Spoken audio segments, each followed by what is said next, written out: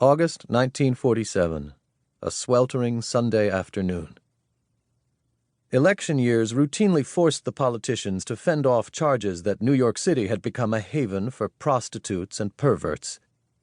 The cadre of police moving lazily uptown through Central Park on that sultry afternoon were of little concern to the families lolling about the meadows. The husbands eyed their children briefly before laying back down to sun their bare chests, their heads propped on rolled-up undershirts. Minutes later, in the more isolated sections of the park, where men eyed each other instead of children, the police descended with methodical swiftness, as they had so many times before.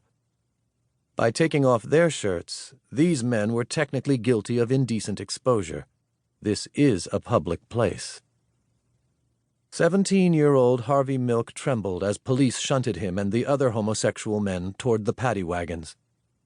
Across the meadow, Harvey saw the equally shirtless family men nodding grimly at the thought that their children had been romping so close to deviance. Young Milk was bewildered but not angry as he stepped into the dark paddy wagon. Anger had no place among homosexuals of those years, only fear. Not only fear of the police, but fear of himself and of his secret being revealed by an afternoon's routine police action. Harvey was lucky that day. Police often didn't bother to lock up their quarry, just put a little fear of God in them. Glimpy Milch, Harvey's other name. Glimpy was for his unlikely appearance, the big schnoz, flappy ears, and oversized feet that early on made him look like some character from a Walt Disney cartoon. Milch was the surname he always considered his. It was the name his grandfather Morris had when he emigrated from Lithuania, Harvey told friends later. Milk was merely the English translation. The urbane, goateed Morris Milk earned Harvey's early admiration. Through peddling up and down Long Island, Morris acquired enough to open Milk's Dry Goods in Woodmere in 1882, a business that rapidly grew into the largest department store on the island. The Milk patriarch clearly knew how to get things done. Barely enough Jews lived in Woodmere for a minyan, the quorum of Jewish males necessary to hold a service, but Milk helped organize the area's first synagogue, Beth Israel.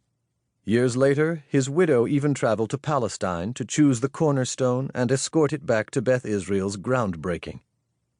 When the local Rockaway Hunt Club did not let Jews join, Morris Milk and his fellow Jewish burghers simply started their own. But the second of Morris's 6 children, William, was not destined to be a pillar of the community. Bill worked some time at the store, then drifted out west to work as a cowboy, later enlisting in the Navy to serve on a sub-crew during World War I.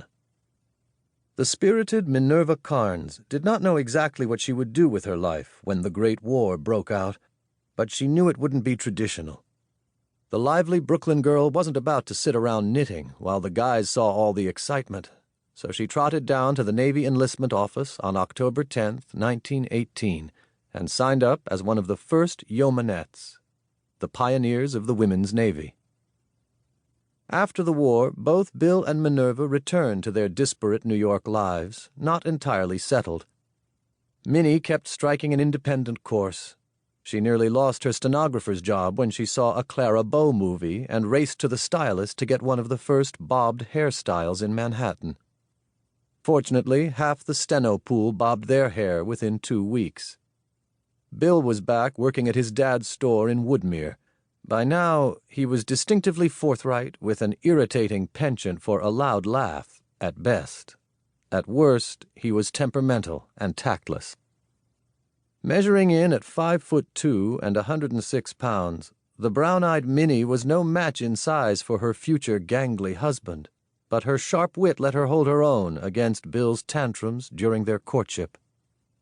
From their marriage came 2 sons, Robert Milk and, 4 years later, Harvey Bernard Milk, born May 22, 1930, at Woodmere General Hospital.